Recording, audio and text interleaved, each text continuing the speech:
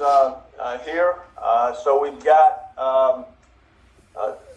Dr. Blakemore, we've got Dr. Jersey.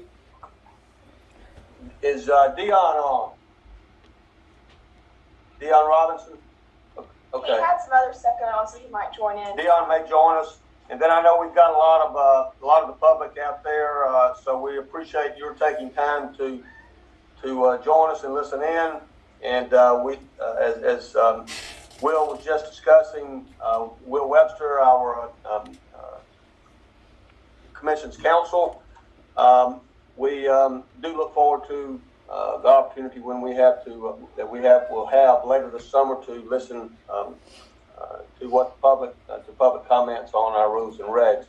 And so this is a working document, and it's going to change in minor ways, also in some pretty substantial ways. So we've still got a lot of work to do, but we appreciate everybody's involvement. And Will, I'll turn it over to you when we get started. Thank you, Daniel. I appreciate you saying what you did right there at the end.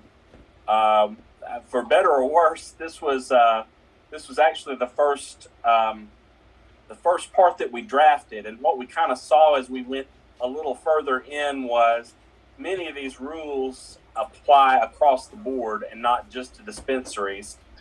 And so what we're doing is we're processing this to have general rules that are going to apply to everybody, and then specific rules that are going to apply to each particular category of license. Excuse me. So dispensaries are one part of that, but as we go through there, I think you'll find, and I'll show you that there's parts of this that are really going to be taken out of our sphere of talking about just dispensaries, and are going to go back and be part of the general rules regarding licenses, and then and also applications. So with that, we've gotten several good comments on these, and I'd like to kind of go down through these. Dr. Jersey, the first one comes from you, and that's the limits on the number of dispensary licenses that, in accordance with 22A64, the commission will be able to grant no more than 4 dispensary licenses. And just to clarify, this was not a critique. It was just a comment that I made. No, I think you've got a very valid point here. I think there's a definite concern, and that concern is shared by the commission, that we not get clumped up into one part of the state or another, but make an effort to try to see that there will be people receiving the benefit of medical cannabis to the extent that they'd like to do that at various places within the state. I think even so, the number of dispensaries and then each dispensary having a limited number of dispensary sites that they can operate in, along with the number that will be allowed with the integrated facilities, you're still going to have some possibility of not being able to get, all sections of the state properly provided for. So we hope to try to alleviate that by being cognizant of that as we go through, but that is something that the commission is going to have to take a good hard look at as they're deciding, who gets a license and that sort of thing. Okay, so if I make a comment that not to change anything, the original law when we wrote it in 2019 actually had a requirement that each county will be offered at least 1 dispensary, but that was then, and I think it was changed afterwards. But I think at least in the initial stage, there will be majority of the state that will not be covered. Right, and I think it's fair to say that in some more rural parts of the state, a lot of the things that people do in their everyday walk of life, grocery shopping and things like that, sometimes are done in another community. Uh-huh. You don't want to make things an extra burden on someone. If you live, say in Butler, Alabama, you don't want to have to drive all the way to Tuscaloosa to get medical cannabis. There's parts of the state where people in Prattville. I happen to reside in Prattville. Even to this day, although Prattville's grown and a lot of good things are opening up here, it's still fairly common to get medical treatment and other things like that done in Montgomery. So it's not necessarily an overburden, to cross a county line to go and be somewhere. But that, nevertheless, that is something that's going to need to be taken a good hard look at. Dispensary site requirements. This is under number 4. Is our next thing, and this is part A of that, where we're talking about the idea of a standalone building. And one of the phrases in there is that a dispensary site may not share space with another retail or professional business, such as a physician's office. And we've gotten some comment on that. Dr. Jersey, I think that was something that you said. If a physician is not a certified provider, why would they not be allowed to rent some of the space to a dispensary? With telehealth, there's less need for office space. Many physicians' offices are struggling to fill spaces. That is a very good question, and I didn't realize that this was so controversial until we began discussing it a few minutes back.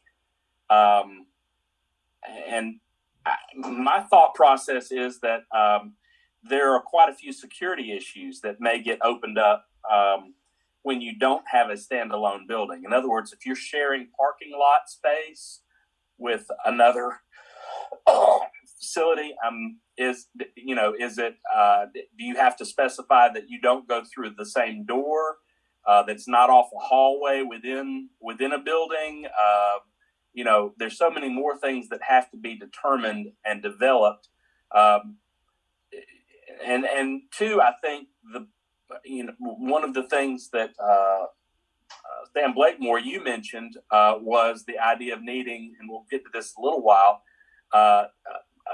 the possibility of needing to deliver that to a portion of the building that's not accessible and not visible from the rest of the world. When you add in another business or two to that, and then you're talking about delivering cannabis to the back of a store, a dispensary site, I don't know. I just see some security concerns, and I hope that we'll be able, if Dion gets here, we can access his thoughts about that, because I just see that there could be a lot of security type issues with regard to that, and maybe those are overridden by other concerns. I don't know. What are y'all's thoughts about that? Any? I think personally, security should trump a lot of different things. Like the main concern is going to be diversion, and yes, if you don't have a secure location, you're opening yourself up to diversion, and we don't want this to be an issue where we're on the news as a commission, because the people that got dispensary licenses are off the bat diverting medical cannabis.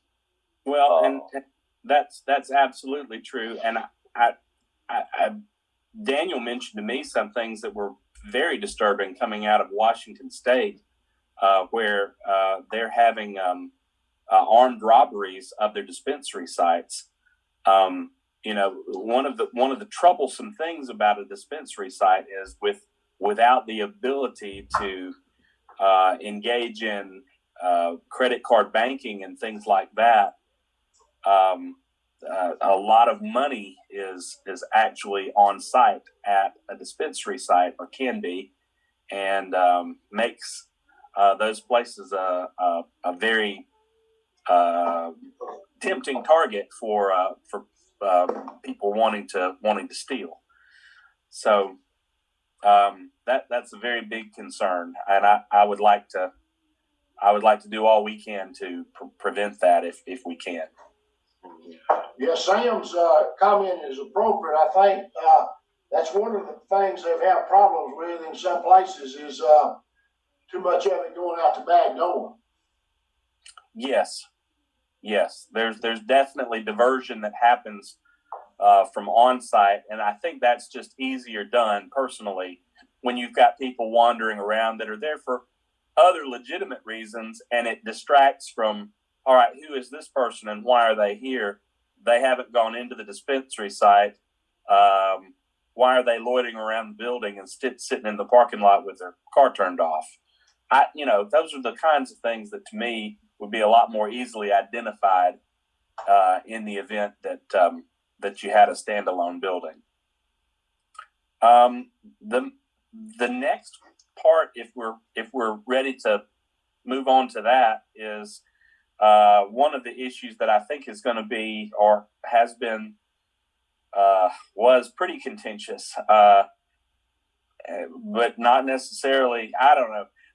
The part of C under 4 requirements of a dispensary site. What we had there was a licensed pharmacist or physician would be required. During all hours of operation, a dispensary site shall maintain at least one Alabama licensed pharmacist or Alabama licensed physician on the premises to provide instruction to and answer the questions of patients and caregivers. Now, Sam, I think one of the comments that you made upend all of this, which is that as of right now, and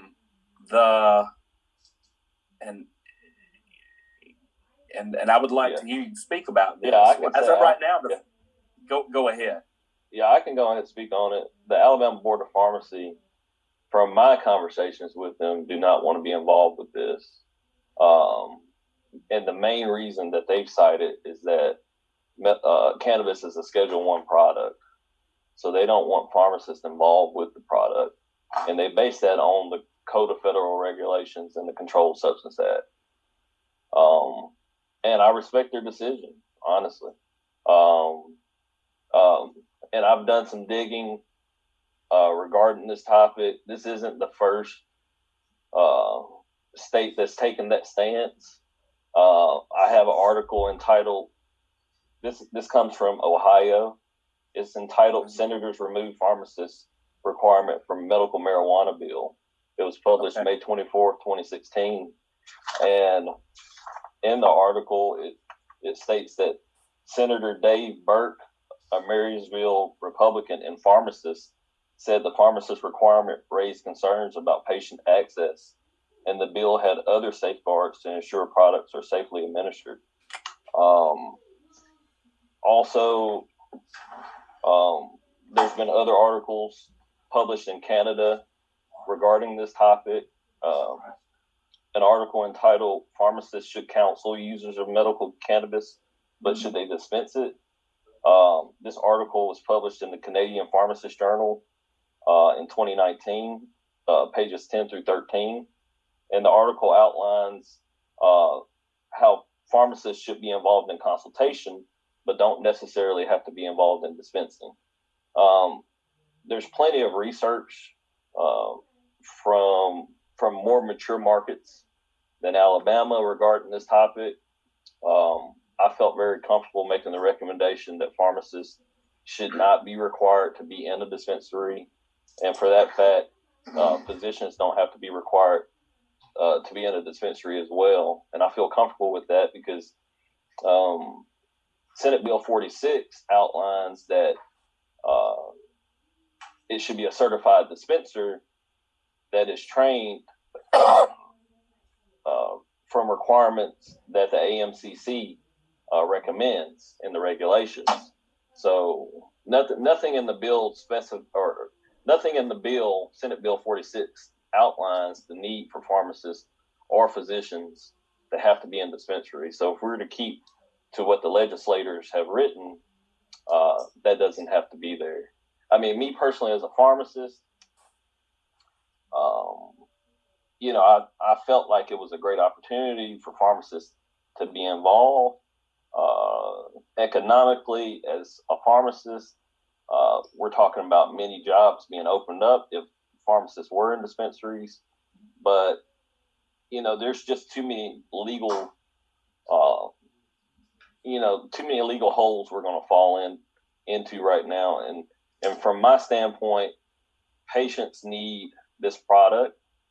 We're looking at a September 1st deadline, and I'm ready to move forward without pharmacists or physicians in dispensaries. Well, and what you say has a lot of merit to it.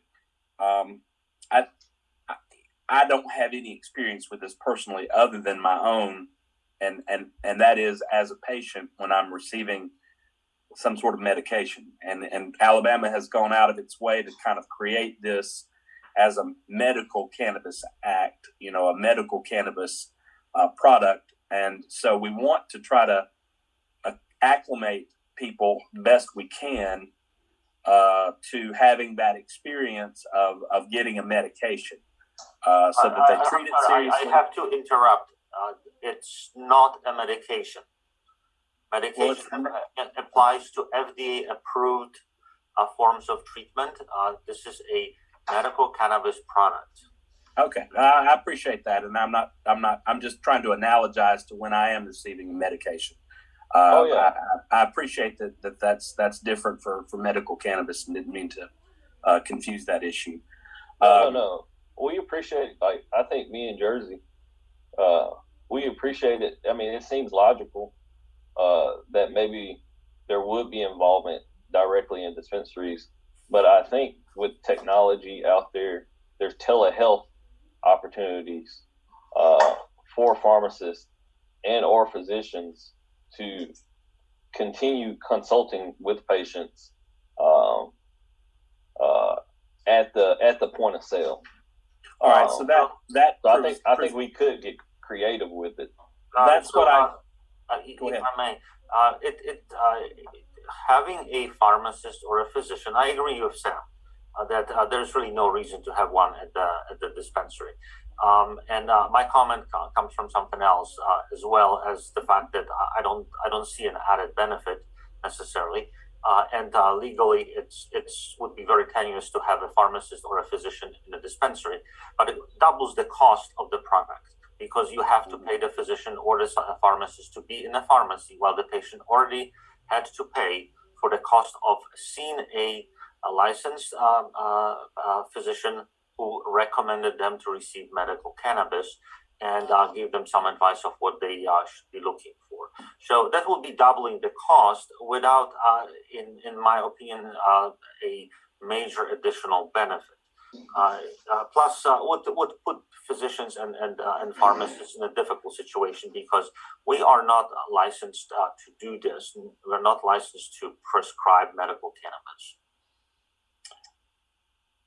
So I guess the question then becomes, what can we do to, if it's overkill to have a medical, a physician or a pharmacist be on site at the dispensary, what can we do from a creative standpoint to create that same environment where people who will have questions once they see the product and see how it's, how it's shaped, or is this the right size, or what does this mean on the label that, it scares me, that kind of things. They'll have questions that will pop up at the time that they are receiving the cannabis product. And I agree with you. This is a concern. What needs to happen is that dispensary staff have to have appropriate education. It cannot be people hired off the street without any education in medical cannabis. They should be able to at least tell the patient who are coming there, or a person who is coming there, what the product has, what it does, what the potential side effects are. They need to be educated in what they are selling. Mm-hmm. And I think the backup what Jersey's saying is I've already reached out to other states as to what they're doing for foundational education. And right now I'm working on a draft document regarding this. And in that draft, it includes education on cannabis pharmacology, operations, under operations, meaning a review of seed to sell software, review of patient registry, workflow operations of a dispensary, etc. Then we have a heading for patient care, a heading for dispensary security, and a heading for continuing education. And for me, the model that I've already looked at has been based in Ohio. I'm a licensed pharmacist in Ohio, and so I've already reached out to the State Board of Pharmacy in Ohio regarding that topic. And I've already had conversations with them about their foundational education, and they've offered me feedback as to why pharmacists per se are not needed at dispensaries. Their main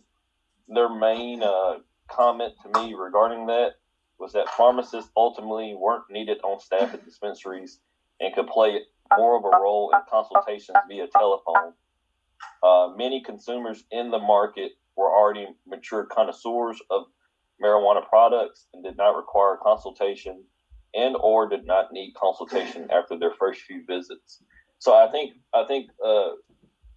the point that I'm trying to hit on is that this is going to be a physician initiative.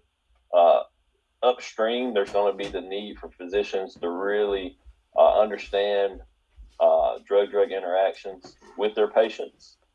And if there's continuing to be issues at the point of sale, there's going to be a check in place with certified dispensers on site to refer those patients back to their physician, or in fact to maybe have a 1-800 hotline so that if patients have concerns, they can make a phone call. And Hey, Sam.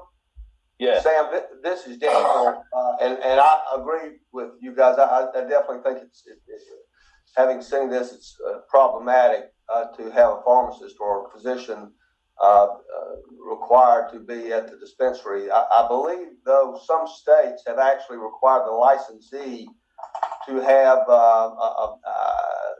a medical officer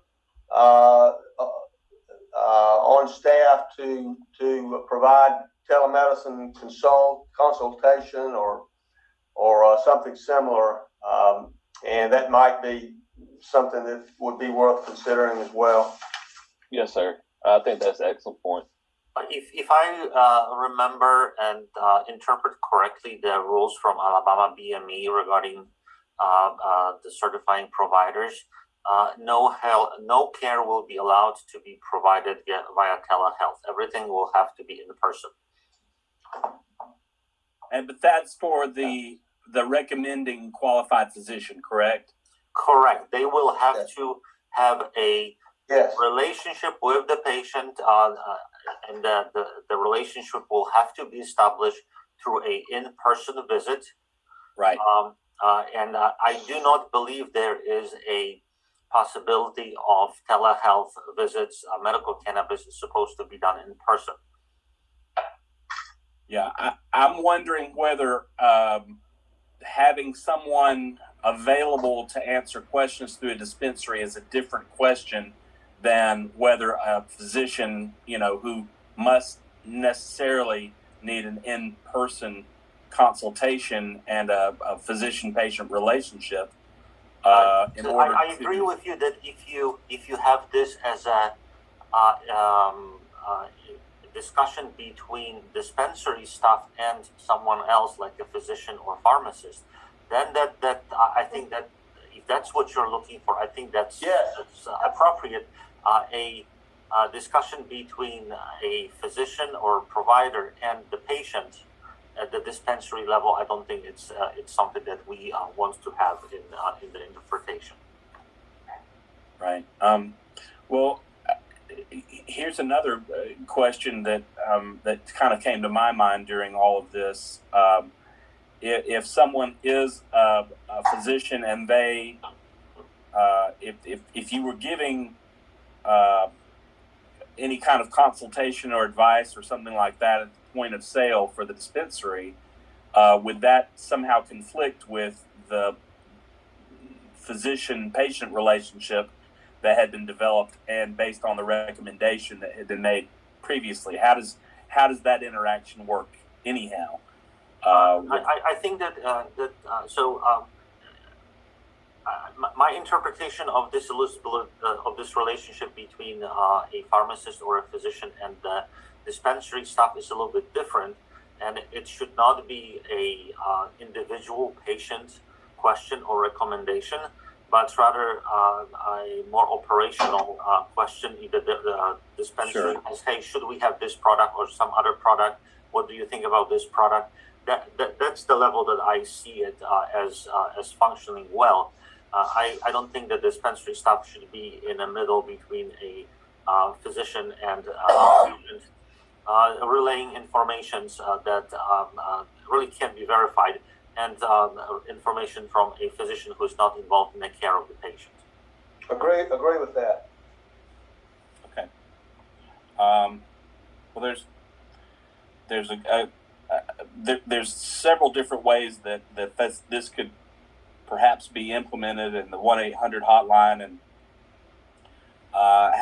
having someone available to answer general questions on medical cannabis, and perhaps interactions with other medication that have come up during that. I think that's important. We certainly don't want to be in a position. Dr. Jersey, you mentioned at least one, I would call it a horror story of something that you overheard going on inside a cannabis shop in another state. The level of ignorance about what people are getting told by people that appear to be experts about that's very sobering. And and that's why I agree that there should be a very specific requirement for the dispensary staff who face the patient, that they have to be educated, and they do have to have some type of exam passed before they are actually dispensing medical cannabis. I think that should be hard written in the rules. This is a no-brainer to me, and I think that should be there. Regarding the 800 number, I never thought about it, but I think it's a wonderful idea. The Alabama Medical Cannabis Commission should have this number available to patients who have questions. They should be able to call and reach someone and ask, "Hey, what do you think?" Yeah. Okay. Very good. Very good. Well, we've done quite a lot of talking about that. If everyone's satisfied with that conversation, we'll move on down. I think the next portion of this that we were looking at, and my computer wants to go to sleep on me and not pull up these things. All right. The number 6 under requirements of application, licensing, and approval, the minimum qualifications of dispensary applicants. We've got leadership, personnel, and a lot of this was the same issue. So we'll move on down through that. Dispensary license application.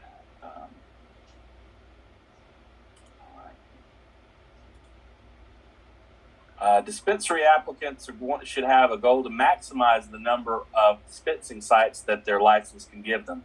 I fully agree with that. That we should prioritize dispensary applicants that are looking to fulfill the maximum number of dispensing sites that they can, so that the product can be available in as many places as possible. For the good of people that need it. But I think this is something that the commission should take into consideration once again, as when they're determining who should receive a license. If you've got someone who says, "Well, I just want to operate, my dispensary right here in my hometown of, Winfield, Alabama, for instance, and I don't want to be anywhere else." Well, that's kind of confining. And may mean that you're not the best candidate, as opposed to others who would be willing to go into multiple areas and where it's needed. So that's a good thought there. All right. Comment under number 8, documentation and information, adding a section about labeling of products. My response to that was that looking back through the code, through the act that's been passed, what I'm seeing is that that labeling and packaging is something that gets done by the processor. And somebody correct me if I'm wrong about that. It looks to me like the way Alabama's got this set up, dispensaries are not going to have anything but fully packaged product that's already been labeled coming into its facility. Now, I don't know that means that the dispensary doesn't, excuse me, y'all, add to that labeling with an additional label of its own. But I'd like to have some talk about that, please. So my understanding is that the dispensaries will be getting fully labeled, packaged, and protected product with a seal that either was already developed or is in the process of being developed.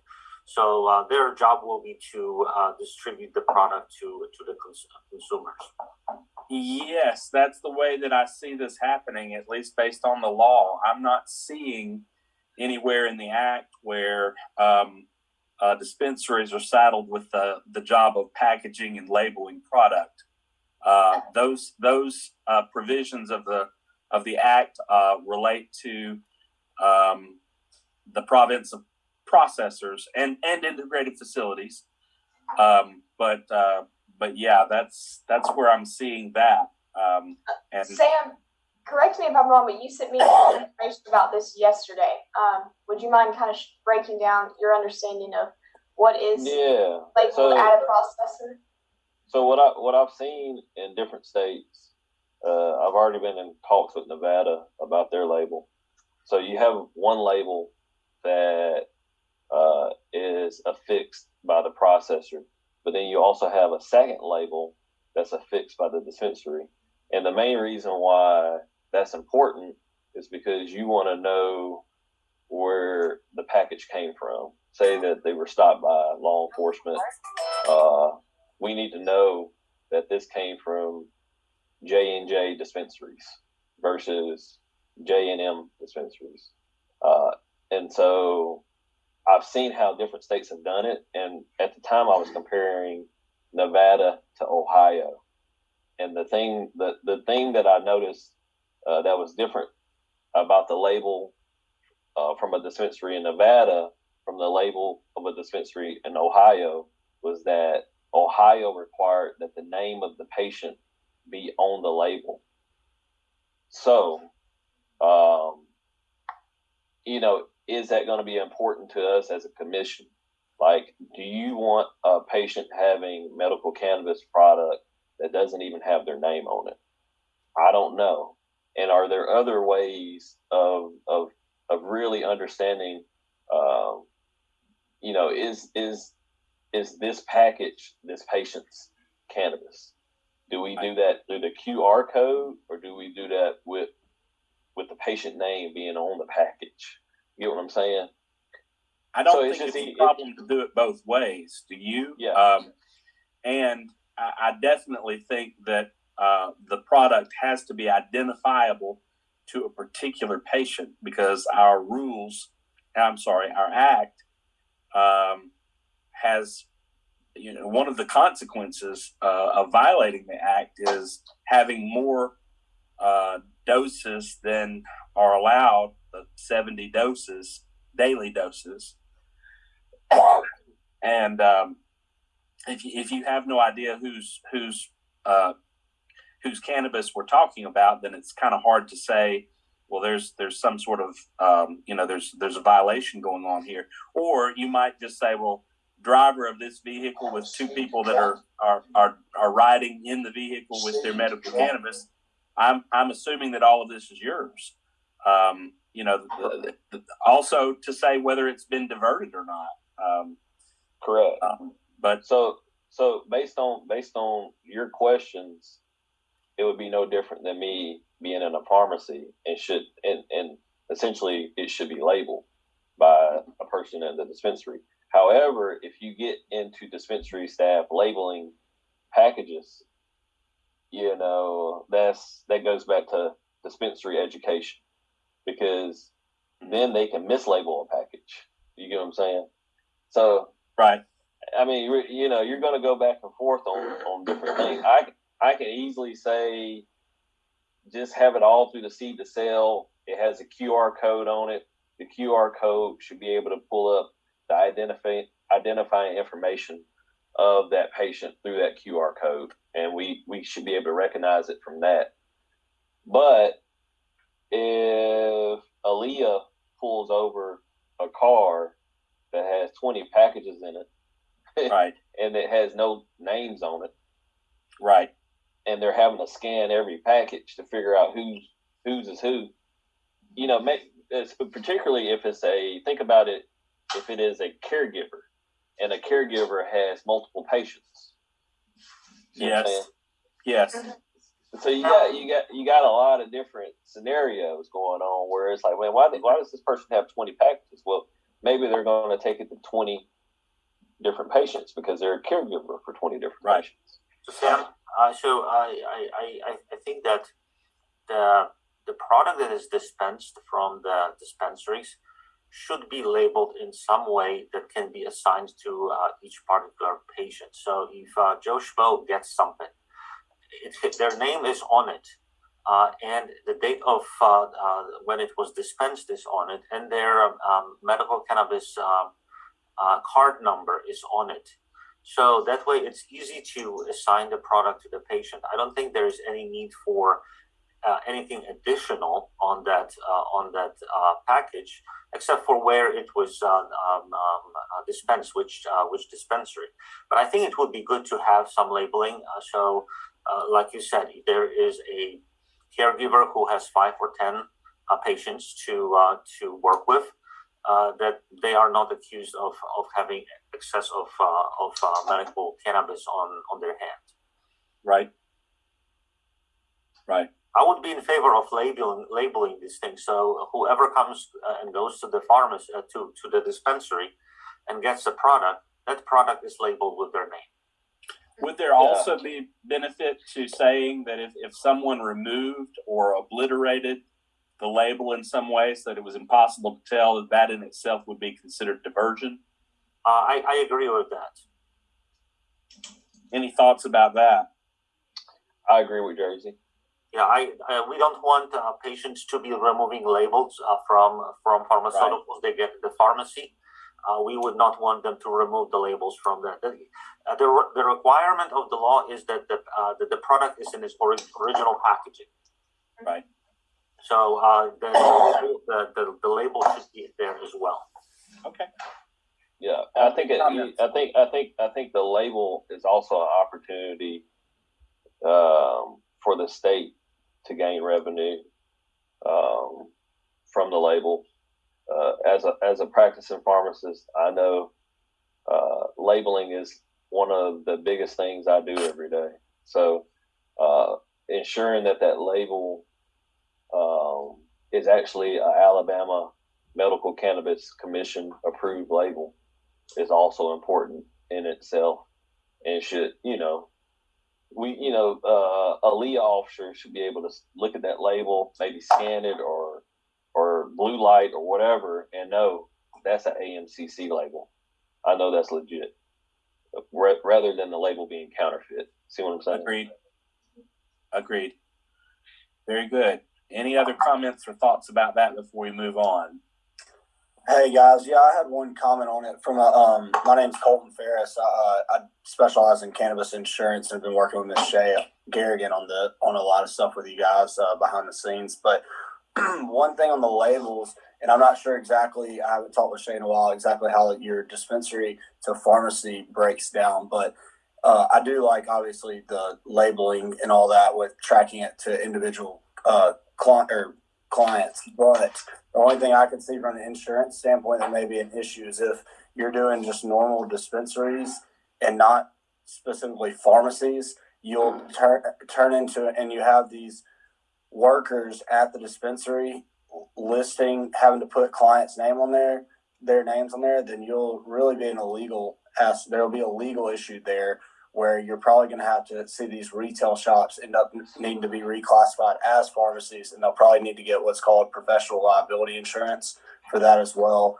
and which would really reflect kind of how Louisiana is doing things. I completely understand what you're saying. Thank you for your comments, but we're not taking comments from the public at this time. These are just workshops for the commission members. My apologies. No, but it brings up. I understand what he's saying. I understand what he's saying is because essentially what you're saying is now we're moving into the Pharmacy Practice Act. Correct. And so I get it. So from the very crux of it all, I've never wanted to cross the boundary of the Pharmacy Practice Act. But that being said, Ohio does not cross the Pharmacy Practice Act because Ohio does not require that pharmacists be in dispensaries. So there already is a precedent for a label having a name on it. And that's where I would come back to. But I get what you're saying. Sure. And we absolutely expect that that there would be a need for liability insurance, whether it's professional liability insurance or otherwise, for all of our licensees. There's some discussion that probably will need to get had about how that works in practice, but definitely, anytime you're dealing with people, they're human. They're going to make mistakes. Sometimes those mistakes can bear consequences, and when there are consequences, that people can be harmed by that, and that's what we have insurance for, to help in those situations, and why there can and should be liability, and insurance therefore to protect that. All right, good. Let's look on at the next parts of this, and this I think gets into the areas where we came back later after we were doing the general sections on this, talking about our business plan and the other parts of the documentation that's going to be necessary for licensees to provide. A lot of this is general and doesn't necessarily go just to dispense. So the business plan, and there were some really good comments. I'm going to move that discussion over, though, to the general part of the licensing, and application process. We've got about 15 more minutes, so I don't want to preclude us from talking about some of these issues that are going to be very important. Let's see. One of the things that was, and I just thought this was an interesting thought. Business plans should operate. I think, Sam Blakemore, this was you, on fiscal years that begin January 1 and end December 31. What's the reason for that? Because as a pharmacist, I'm always looking at quarters. Okay, so my background, I operate an independent pharmacy. I don't need to be figuring out your quarters. You know what I'm saying? And there's accounting on cash basis, and I want to say there's accrual basis. I want the accounting for these people looking to get a dispensary license to not look funny. You get what I'm saying? Like, I want to figure out okay, you went January through March 31st, and you went from April to this, and I want it to be easy because in my life, the biggest expenses in a pharmacy. I know we're talking about dispensaries, but the biggest expenses in a pharmacy in my life is employees and the cost of drugs. Okay, and so it's going to be very easy for me if I'm reviewing an applicant to just say January 1st to December 31st. Let me see how you break everything down quarter to quarter. And let me see if it makes sense quarter to quarter. You know what I'm saying? Initially, what we're looking at from my perspective, there's going to be some hardships, with all these dispensaries. It's not going to be easy peasy. You see what I'm saying? There's going to be trying to figure out logistics and supply chain considerations. So that's going to be able.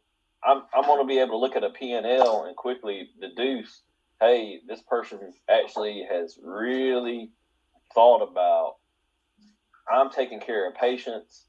Maybe I'm not breaking even in the first quarter. You know what I'm saying? But maybe somewhere, third quarter of the third year, I'm seeing some gains. You see what I'm saying? Right. That's where I saw it from. And being able to break that down effectively shows whether or not you're really taking this seriously.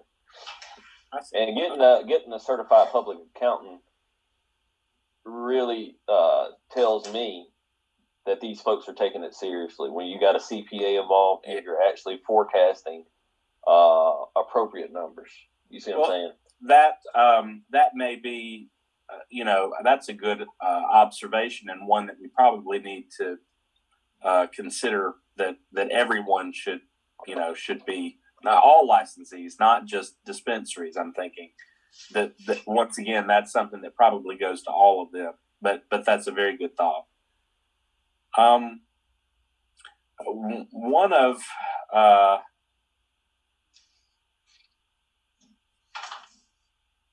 of the things that I wanted to review was under the standard operating plan and procedures, which is B under the same subpart. And then number 5, point of sale and post-sale consultation, provision of information, responses to patient and caregiver questions, and instructions for use regarding all medical cannabis products. Sam, you stated that AMCC certification that can be annually renewed by the Alabama licensed pharmacists, provider list that can be utilized by AMCC dispensaries. Pharmacists agree to base consultation that is charged to patient. That was a question of yours. I think this is a very interesting idea that you've got, and I would like to hear you flesh that out for us a little bit more. Can you? Yeah. So initially in my discussions with the Board of Pharmacy, it was that, hey, look, we don't want a pharmacist on the premises, but they're fine to do consultations. And as a pharmacist, I have been licensed as a pharmacy consultant in the state of Alabama. I have to take an 8-hour course, and I have to do it so often, right?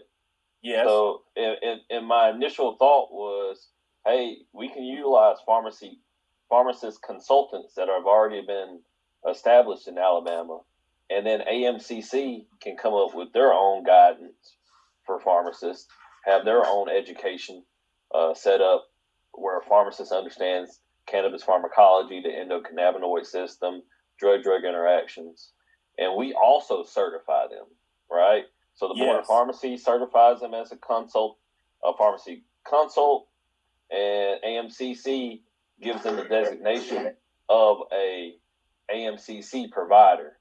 So then dispensaries have this list of folks that they can call and say, hey, you need consultation, or here's this provider list of pharmacists in the community that do this, and they're on standby. You can call them if you need to, and that way, the Board of Pharmacy is getting revenue for these people wanting to be pharmacist consultants, and AMCC is also getting revenue for folks that want to be certified as AMCC pharmacist providers. You see what I'm saying? So that was my initial thought. Right. We may have to call it dispensary providers or dispensary consultants, so we don't get in trouble with the pharmacy board. They're pretty particular about us not. But what I was telling them initially is like, look, man, like it's just going to increase the number of pharmacist consultants in the market. So we're not cutting them out of it.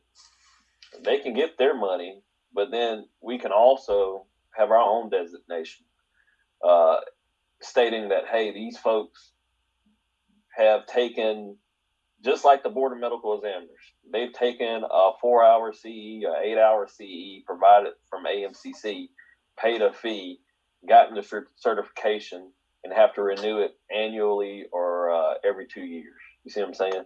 Yes. Okay, and I think your points about the annually or at least every 2 years are well taken. So I think that was another comment that was elsewhere in these notes or in this rough draft.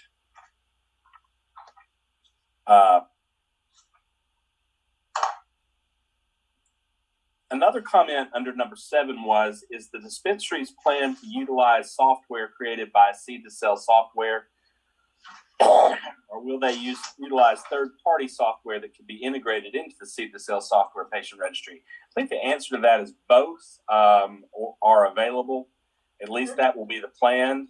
Brittany can probably speak a little bit more strongly to that, but I think the idea is that the Seed to Sell software should be able to accommodate the needs of dispensaries and others. Brittany, feel free to talk about that. Yeah, you're exactly right. The law states that any licensee can utilize the statewide seed-to-sale system or use a third party as long as it integrates with the statewide seed-to-sale tracking system. So both options are available, and I don't think that would be any different for dispensaries as it would be any other licensee. Very good. Dr. Jersey, one of the things that you had asked about was in number 8 there under quality control and testing plans, dispensaries shall perform quality control and testing of a qualified sampling of medical cannabis products to be offered for sale at a dispensary site. And you have a question there, which is, why isn't this the role of the manufacturers? And my answer to you is that the act, regardless of the fact that this stuff is already packaged and in a form, when it's delivered apparently to the pharmacy, nevertheless, it has to be sampled and tested from the dispensary by the act. The act is going to mandate that dispensaries have testing through the state testing laboratory, just like processors, just like cultivators. The only, and integrated facilities, the only group that would be exempt from the Act's specification of statewide testing, testing through the state testing laboratory is secure transporters. And we're talking right now about whether we ought to go ahead and look at some sort of testing that should be performed in that. But I don't know that that's going to necessarily be the case. But nevertheless, in those 3 categories, and even with an integrated facility at each of those 3 categories, they will need to provide the product to the state testing lab. So let's move on down to several of these have gotten fleshed out a lot better in our more recent. But one thing that I did want to point out was an OSHA compliance plan, which is under Part 12 there, number 12. And this is on page, well, it's not page numbered, unfortunately. Page 4 of 9, sorry.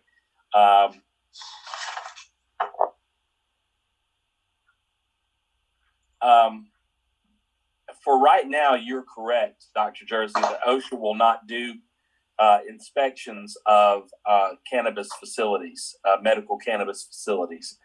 What we're going to anticipate, though, is that OSHA standards need to be applied within those facilities in terms of how the building is built, the spaces that are needed, the safety that's going to be implemented by and large is going to need to be in compliance with those OSHA regulations. And so the commission's inspectors for the foreseeable future until the federal government changes its stance are going to need to inspect, and there's really no reason to reinvent the wheel. And eventually we fully expect that all of these facilities will need to be in OSHA compliance anyway.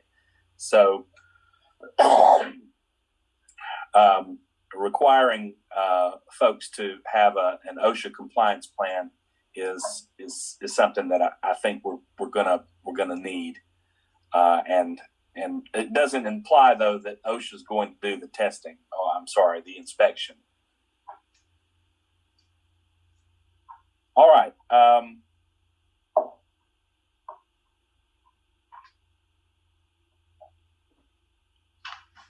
Let's move on down into the. I'd really hoped for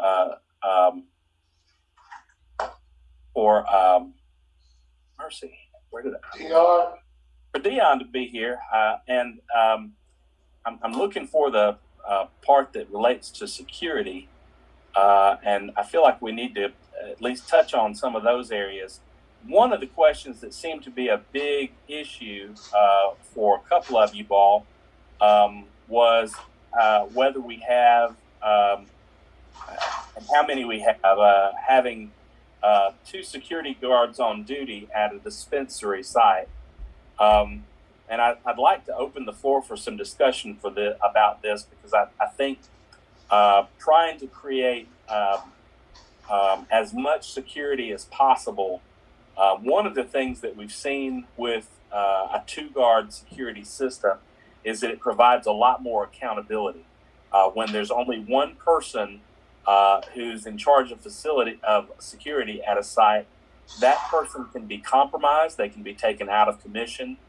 They can be bribed or threatened, so it's a lot harder to do when you've got 2 people that are working in that kind of situation versus another. And so I'm interested to hear from some of you that feel like both pro and con regarding the 2 security guard system.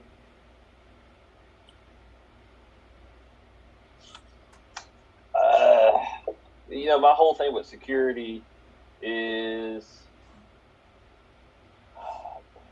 I'm pro business. I want these businesses to be functional. I don't want there to be, obviously there's going to be overhead. I don't want it to be overkill, but at the same time, there's going to be security of cash, and there's security of people, there's security of cash, and there's security of product.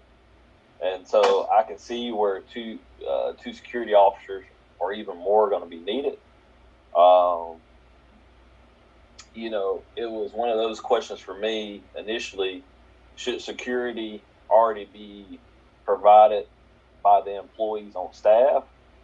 Meaning, are the dispensary staff some of the de facto security themselves, or each dispensary going to be required to have their own third-party security company offer security? So something like Walmart. When I go to Walmart these days, Walmart has a third-party company offering security.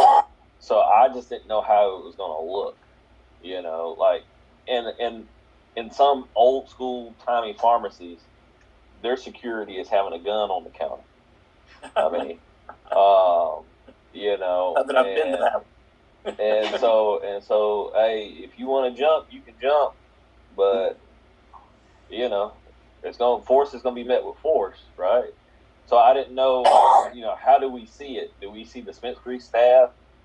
Like, say I hire 4 people for a dispensary, can those dispensary staff also carry weapons on them and be considered part of that security plan? Or will security have to be through a third-party contractor? Get what I'm saying? Yes. I kind of envisioned that it could be done either way, but I'm interested to hear from any of the rest of you that have thought about that.